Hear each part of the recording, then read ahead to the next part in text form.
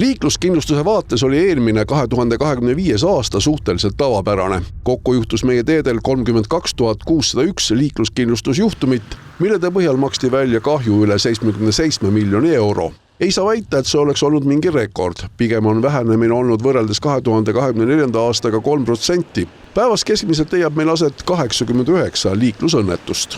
Enamik õnnetustest siiski on sellised väiksemad õnnetused, mis toimuvad parklates ja parkimisel, kus saab rääkida nii-öelda plekikahjudest, kus inimesed viga ei saa. Aga kui me räägime näiteks isikukahjudest, siis möödunud aasta oli 400 õnnetust vähem kui ülemöödunud aastal. Isikukahjude puhul muidugi on see, et me tahaks, et ühtegi õnnetust ei oleks, kus keegi viga saab või hukkub. Suurima kahjuga liiklusõnnetused on reeglina need, kus on kannatanuks reeglina inimesed, ehk otsasõidud ja kokkupõrked. Jalakäijatele sõideti eelmisel aastal otsa 305 korral.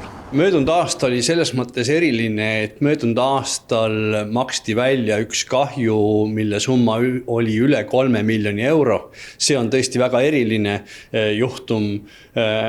Tavalised isikukahjud jäävad seal 10 000 euro juurde keskmiselt, aga ka 100-200 000 on kahju, mis ei ole väga erakordne. Liikluskindlustusfondi statistika toob reeglina välja ka Eesti kõige ohtlikumad liiklussõlmed.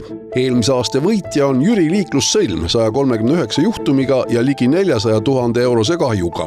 Teine koht läheb aga Akadeemia ringile. Õnnetuste arv on seal 100 ja rahaline kahju vähekene suurem, üle 200 000 euro.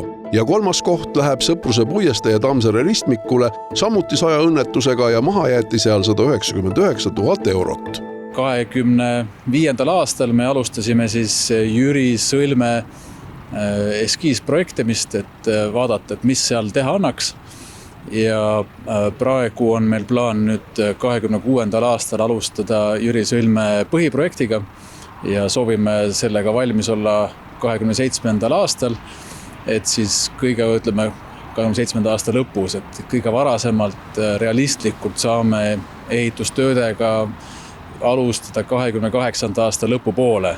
Tegelikult on plaan Jüri Sõlme kapitaalne ümberehitamine, mitte lihtsalt ridade eraldamine ja ümberjoonimine. Me ikkagi proovime leida sellise lahenduse, mis ei oleks nii-öelda poolik, vaid lahendaks kõik probleemid ära, et ta tagaks liikluse sujuvust, ta hoiaks ära liiklusõnnetused.